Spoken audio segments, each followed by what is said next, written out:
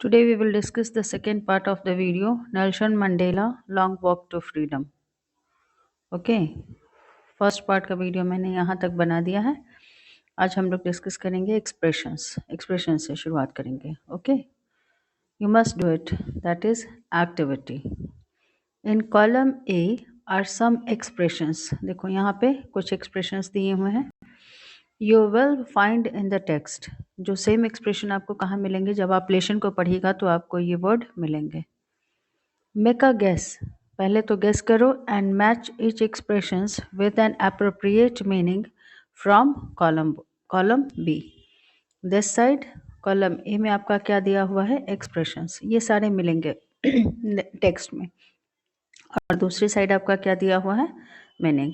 That you don't need to guess because I am going to tell you the exact uses of this expressions. Okay, very first is, देखो Nelson Mandela ने use किया है अपने autobiography में ये expression, a rainbow gathering of different colours and nations. इन्होंने ये कब यूज़ किया है, when he was taking his oath as the first black president of South Africa. तो वहाँ पे डिफरेंट नेशंस के लोग आए थे, तो उन्हीं के लिए उन्होंने यूज़ किया है अ rainbow gathering of different colours and nation. तो रेनबो गैदरिंग का मतलब रेनबो नहीं है, इट मीन्स जो लोग आए जिनके कलर्स, स्किन कलर्स अलग अलग थे, that belongs to different nations. देखो यहाँ पे इसका एक्सप्रेशन का यूजेस दिया हुआ है, a beautiful coming together, a beautiful coming together various people. Rainbow, जो कि रेनबो कैसे सुंदर लगता है, तो इसीलिए यहाँ पे यूज है beautiful coming together of various people like the colors in a rainbow. He has compared the gathering of people from different nations as the color in rainbow. Second is the seat of white supremacy. Here the seat of white supremacy is being referred to the racial discrimination, the center of racial superiority. यहाँ तुम पढ़ोगे कि जब वो oath taking ceremony oath taking ceremony जब हो रहा था, तो जहाँ जिस बिल्डिंग में उन्होंने ओथ लिया था, वहाँ पे पहले सिर्फ किसका था, वाइट की सुप्रीमेसी थी, वही लोग वहाँ रूल कर रहे थे साउथ अफ्रीका में, तो इसलिए उन्होंने यूज़ किया उस जगह को क्या, the seat of white supremacy. Third one, be overwhelmed with a sense of history. देखो ओवरवेल्म्ड वर्ड हम लोग कभी यूज़ करते हैं जब हम बहुत ज़्यादा इमोशनल हो जाते हैं, ठीक है। यहाँ पे है be overwhelmed with a sense of history, here it is feel deeply emotional, जब आप बहुत इमोशनल फील करते हो। उन्होंने ये यूज़ किया है while he was taking oath as the first black president of South Africa. तो वो याद करते हैं उन सभी लोगों को जिन्होंने अपार्थाइड सिस्टम के अगेंस्ट में फाइट किया था और जो चाहते थे कि ये ख़त्म हो। तो जब वो ओथ ले रहे थे उस समय वो याद करते हैं और बोलते हैं, वहाँ पर टेक्स्ट में है भी आपका, be overwhelmed with a sense of history. जब वो याद करते हैं कि हिस्ट्री में कितने लोगों ने अपने लाइफ्स की सेक्रीफाइस की, feel deeply emotional remembering and understanding, याद करते हुए और समझते हुए all the past events that have led up to the moment. देखो Nelson Mandela first black president South Africa के बने, तो ऐसा नहीं था कि वो इसके लिए सारा क्रेडिट उनका अकेले है, so many peoples have sacrificed their lives for that. Okay, now next expression is resilience that defies the imagination. Resilience किस चीज़ के लिए यूज़ करते हैं, आपके अंदर अगर कोई एबिलिटी या कैपेसिटी किसी के अंदर होती है, ठीक है, ऐसी एबिलिटी कि अगर कुछ भी उसको जो अनचेंज्ड है, a great ability to remain unchanged by suffering, मतलब मान लो किसी के अंदर कोई अच्छी क्वालिटी है, एबिलिटी है, जिसके कारण वह चेंज नहीं हो पा रहा है। खासकर कोई भी, स्पेशली ये रेजिलियंस वर्ड यूज़ करते हैं जब आप किसी को बहुत कष्ट देते हो और उसके बाद भी वो उसकी वो रेजिलियंस बनी हुई रहती है, उसके अंदर की गुडनेस, होप या नहीं, करेज ख़त्म नहीं होता है, तो वहाँ पे यूज़ करते हैं रेजिलियंस दैट डिफाइज इमेजिनेशन, ठीक है। यहाँ पे रेजिलियंस यूज़ किया गया है। When Nelson Mandela was fighting against the apartheid system, तो वहाँ की जो वाइट अथॉरिटी जो थी, तो they have just tortured them like anything. ठीक है, फिर भी इन्होंने अपना डिसीजन नहीं चेंज किया। ठीक है। A glimmer of humanity. A glimmer of humanity is a term that is used for, ये expression है, ये use किया गया है, a sign of human feelings, goodness। अब human feelings में क्या आएगा? goodness, kindness, pity, justice, etc. Last one is twilight existence.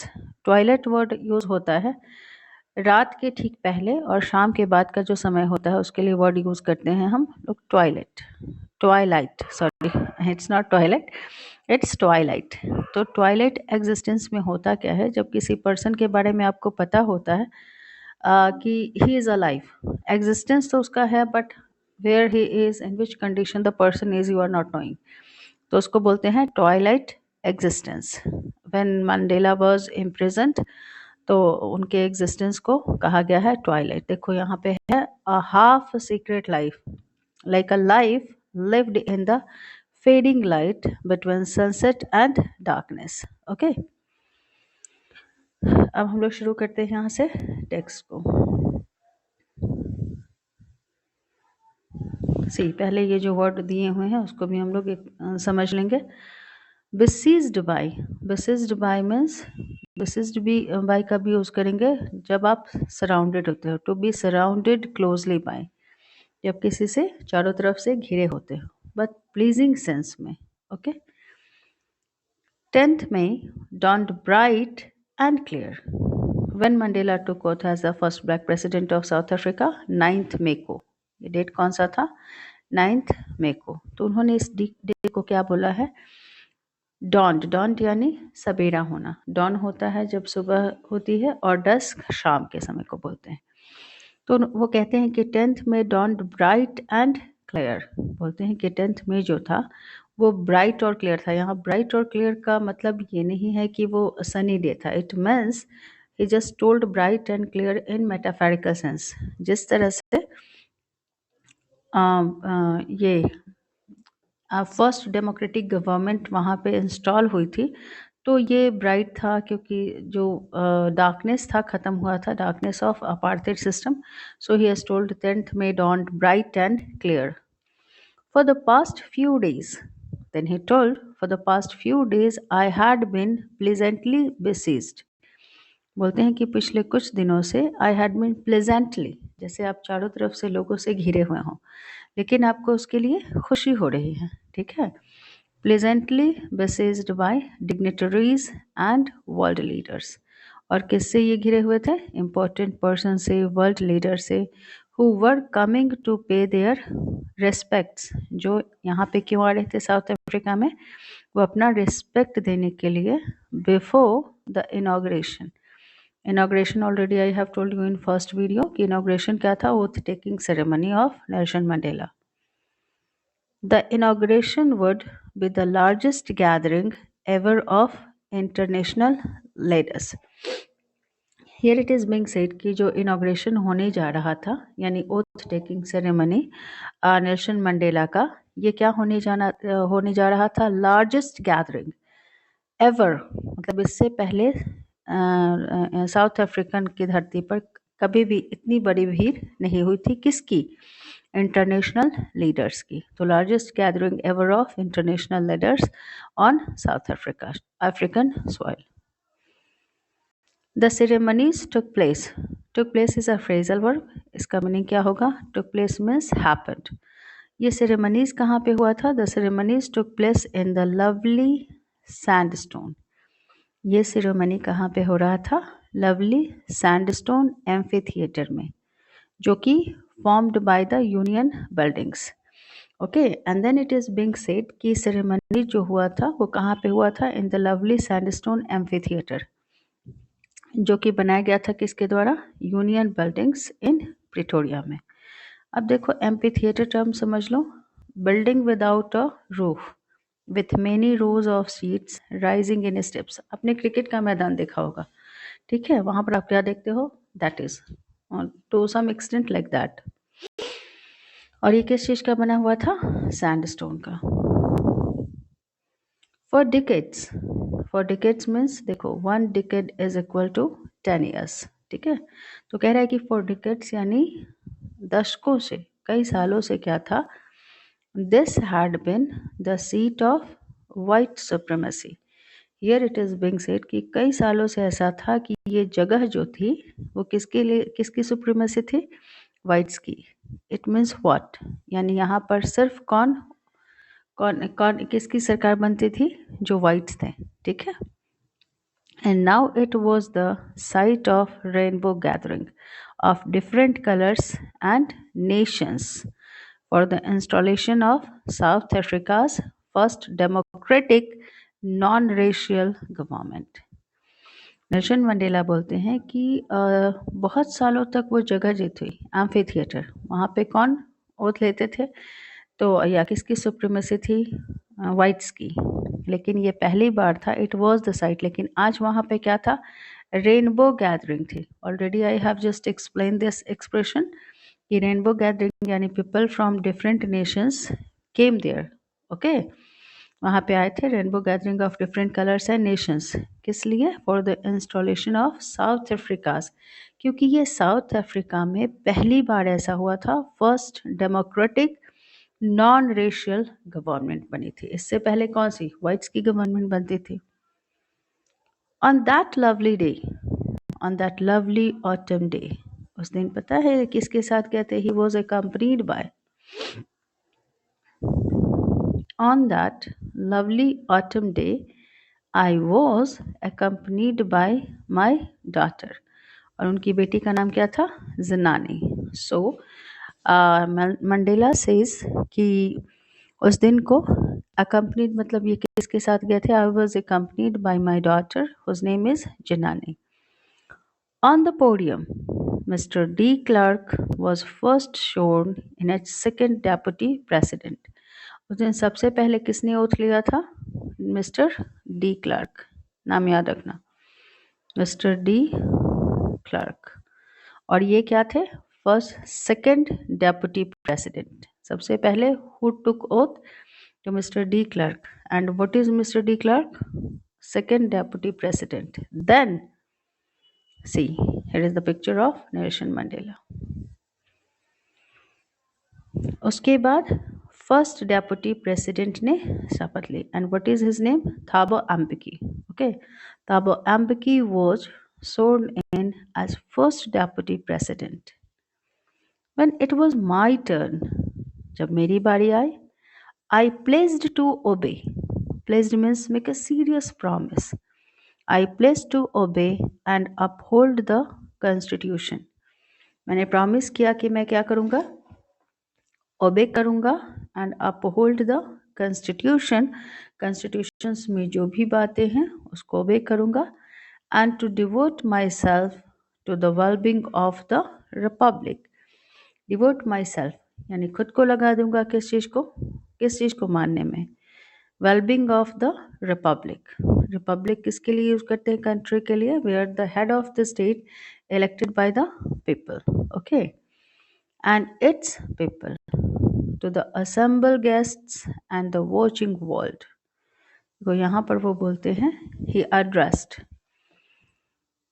to the assembled guest, उन्होंने एड्रेस किया कि जो भी वहाँ पे उस समय उनके सामने थे, जो इंटरनेशनल लीडर्स थे, and the watching world. Watching world किसके लिए यूज़ कर रहे हैं? When he was taking oath as the first black president of South Africa, then all the people were watching, okay. तो उन्होंने कहा सबके सामने, मतलब अपने सबको एड्रेस करते हुए कहा, I said today all of us do by our presence here confer glory and hope to newborn liberty. उन्होंने क्या कहा कि आज सबके प्रेजेंस में all of us do, यहाँ पर उन्होंने us वर्ड यूज किसके लिए किया?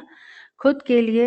and all the people of South Africa who lives there, all of us do by our presence confer means give, glory and hope to newborn liberty. वो बोलते हैं कि हम सारे लोग क्या करते हैं? ग्लोरी एंड होप देते हैं किसको? Newborn liberty. Newborn liberty is being refer to the, ये जो अपार्थिड सिस्टम वहाँ पे ख़त्म हुआ था साउथ अफ्रीका में, और ये जो डेमोक्रेटिक गवर्नमेंट वहाँ बनी थी उसको वो रेफर करते हैं। Out of the experience of an extraordinary human disaster that lasted too long, must be born a society of which all humanity will be proud. वो बोलते हैं कि out of the experience of an extraordinary human disaster, देखो obviously ये extra ordinary human disaster था, it was not a natural one. This disaster, ये जो मुश्किल थी वो किसके द्वारा क्रिएट की गई थी? ह्यूमंस के द्वारा, वाइट्स के द्वारा। तो उन्होंने कहा कि जो एक्सपीरियंस हुआ है उस डिजास्टर से, जो कि बहुत लंबे समय तक चला, उससे एक ऐसा समाज आया, must be born a society, एक ऐसा सोसाइटी आएगा of which all humanity will be proud, जिस पे सब लोगों को क्या होगा? प्राउड फील होगा। अब इस एक्सप्रेशन को समझ लो, यहाँ बगल में दिया हुआ है we. Again every time he refers in his speech we. क्यों? खुद के लिए वो क्योंकि रेफर कर रहे हैं वो सारे साउथ अफ्रीकन्स को। इसमें ऐसा नहीं कि वाइट को उन्होंने एक्सक्लूड किया है। इस एक्सप्रेशन को समझना, we who were outlaws not so long. देखो आउटलॉज किस सेंस में उन्होंने यूज़ किया, तो यू मस्ट नो कि साउथ अफ्रीका में जो अपार्थिड सिस्टम था उसकी वजह से बाकी मोस्ट ऑफ द कंट्रीज़ ने वहाँ से रिलेशन क्या कर लिए थे अपने, इवन की डिप्लोमेटिक रिलेशन भी ख़त्म कर लिए थे साउथ अफ्रीका से। देखो यहाँ पे है, because of its policy of apartheid, many countries had earlier broken off यानी to end diplomatic relations with South Africa। ठीक है, तो यहाँ पर वो कहते हैं in a speech, we who were outlaws not so long ago have today been given the rare privilege to be host to the nations of the world। बोलते हैं कि हम लोग जिनको बहुत लंबा समय नहीं हुआ था, हम लोगों को आउटलॉज कर दिया गया था, यानी कि सारे डिप्लोमेटिक रिलेशंस साउथ अफ्रीका से एंड कर दिए थे बाकी नेशंस ने। लेकिन आज क्या हुआ है? आज हम लोगों को रेयर प्रिविलेज मिला है। ठीक है, प्रिविलेज यानी special rights to be host बनने का। जब आप गेस्ट को वेलकम करते हो तो आप होस्ट होते हो। उन्होंने कहा रेयर प्रिविलेज। रेयर प्रिविलेज उन्होंने क्यों कहा? क्योंकि देखो ये बहुत बड़ी बात थी साउथ अफ्रीका में अपार्थिड सिस्टम का ख़त्म होना, और that's why most of the international leaders gathered over there, host to the nations of the world on our own soil. Here soil refers to South Africa. We thank all of our distinguished international guests. After that, Nelson Mandela thanked all the people who just attended that inauguration for having come to take position with the people of our country. वो thank करते हैं वो उन सब लोगों को जो लोग वहाँ पे आए थे इस इवेंट में पार्टिसिपेट करने, of what is after all a common victory for justice, for peace, for human dignity। वो बोलते हैं कि ये साउथ अफ्रीका में democratic government, non racial government का इंस्टॉलेशन होना ये एक तरह से कॉमन विक्ट्री है। किसके लिए? जस्टिस के लिए, पीस के लिए और ह्यूमन डिग्निटी के लिए। जस्ट इमेजिन द सिचुएशन कि एक ही कंट्री में किसी पर्सन को इसलिए डिस्क्रिमिनेट किया जा रहा है, टॉर्चर किया जा रहा है, ऑप्रेस्ड किया जा रहा है because they are of what? Different colour.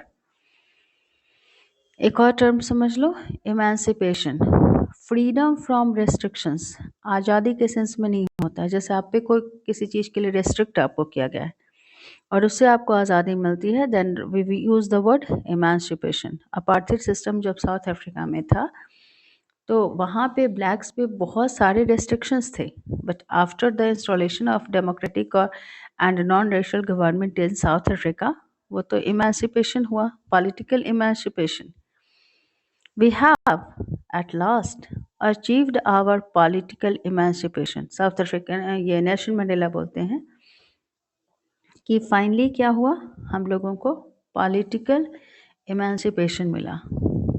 We place ourselves, हम लोग खुद से प्लेस करते हैं, प्रॉमिस करते हैं to liberate all our people, कि हम अपने सारे लोगों को आज़ाद करेंगे फ्रॉम द कंटिन्यूइंग बॉन्डेज।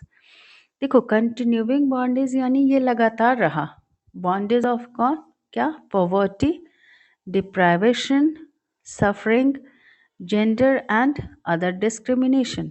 क्या था, जब अपार्थाइड सिस्टम वाइट ने वहाँ पे किया था तो ऑब्वियसली ये लोग पुअर थे, डिप्राइव थे, बहुत सारी चीज़ें थी, इनको करने की छूट नहीं थी।